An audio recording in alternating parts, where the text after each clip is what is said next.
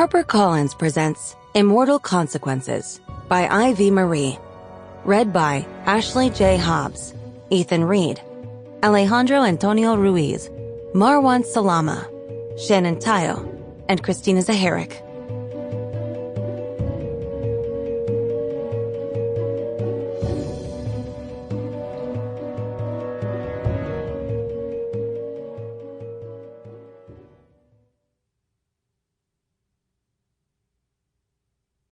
For Mommy and Papi. I would have never believed in myself if you hadn't believed in me first. Te quiero millones de millones.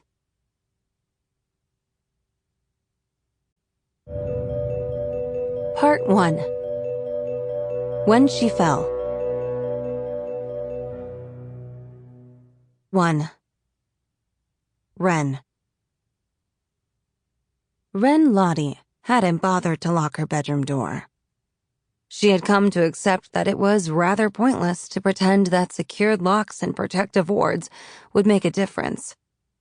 There was simply no avoiding the inevitable. So, when she awoke to a set of hands clamped over her mouth, the familiar scent of peppermint and sandalwood wafting up her nose, she wasn't all that surprised. In fact, she'd been expecting it. What disconcerted her was the strange dream of her mother she'd been having only moments earlier. She always found it odd that they still held the ability to sleep and dream. The dead weren't meant to dream. Though, she supposed, they weren't dead. Not really. They existed in the place between. The place parallel to life and death. The one right on the cusp of birth and the dawn of the afterlife. Whatever that meant. She tried not to give the transitory nature of purgatory too much thought. Pale light pooled in through the sheer drapes, illuminating the ivy-speckled ceiling in a crescent shape. Ren blinked, her vision adjusting to the darkness, and refocused her attention on her intruder. Augustine Hughes's familiar slate-gray eyes hovered above her with smug amusement. The right side of his mouth curled into a smirk. I hope you'll forgive me for the rude awakening, Lottie. His gaze snaked over her face with careful precision. Had to be sure you wouldn't scream and blow my cover. You know, given your track record. Ren groaned in irritation. It was true that she had acquired somewhat of a reputation for disturbing the other students in Pettyworth House. Multiple complaints had been sent to Housemaster Marigold regarding her loud night terrors, which often woke up the others and sent them running out of the dorm. It was a flaw, one even she could admit needed fixing. August leaned closer. I trust I can let go without you making a scene. Ren narrowed her eyes in warning and attempted to snap back with a string of obscenities. Though her words were muffled by his hand. Either way, the message was clear.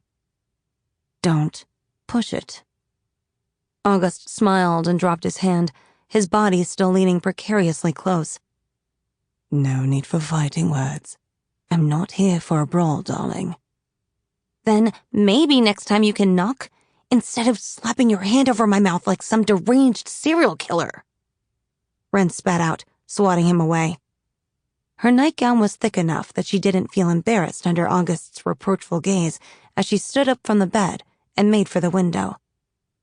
She unlatched the hook and pushed it open, cool air wafting into the room. The silver glow of Blackwood washed over her in delicate streams, dancing through the thick nighttime mist. It would be easy to mistake the ethereal light for the glow of the moon, but Ren knew better. There was no moon in the night sky. No earth. No universe. No world that she once knew.